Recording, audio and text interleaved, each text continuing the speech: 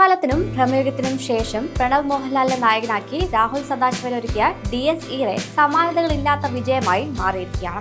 ആദ്യ ദിവസം തന്നെ റെക്കോർഡുകൾ തിരുത്തിക്കുറിച്ചു തുടങ്ങിയ സിനിമ വലിയ വിജയത്തിലേക്കുള്ള യാത്രയിലാണ്. തന്റെ സിനിമകളുടെ പ്രമേയത്തിൽ എന്നതുപോലെ തന്നെ പേരിലും വ്യത്യസ്തത പുലർത്തുന്ന സംവിധായകനാണ് രാഹുൽ സദാശിവൻ. DS ഈറെ എന്ന മലയാളിക്ക് ഒട്ടും പരിചിതമല്ലായിരുന്ന വാക്കിനെ ഇന്ന് എല്ലാവരുടെയും നാവുകളിലേക്ക് എത്തിച്ചിരിക്കുകയാണ് രാഹുൽ. DS ഈറെ എന്ന വാക്കിന്റെ അർത്ഥം എന്ത് എന്നാണ് എല്ലാവരും ഇപ്പോൾ തിരയുന്നത്. DS ഈറെ എന്നത് ഒരു ലാറ്റിൻ വാക്കാണെന്നാണ് രാഹുൽ പറയുന്നത്. 13-ാം നൂറ്റാണ്ടിൽ ജീവിച്ചിരുന്ന സന്യാസിമാർ ഉരുവിട്ടിരുന്ന ജപമാണ്. ശവസംസ്കാര സമയത്ത് ചൊല്ലുന്ന ജപം. സാഡിസ്റ്റിക് ടോണുള്ള ഒന്നാണ് അത്.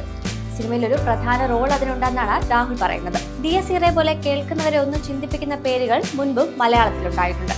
റോഷാക്, നാക്കുപ്പന്റെ നാക്കുറ്റാക്ക, നീക്കോ ഞാച്ച തുടങ്ങി മലയാളികളുടെ നാക്കുടക്കിയ പിന്നീട് വൊക്കാബുലറിയുടെ ഭാഗമായി മാറിയ നിരവധി പേരുകളുണ്ട്.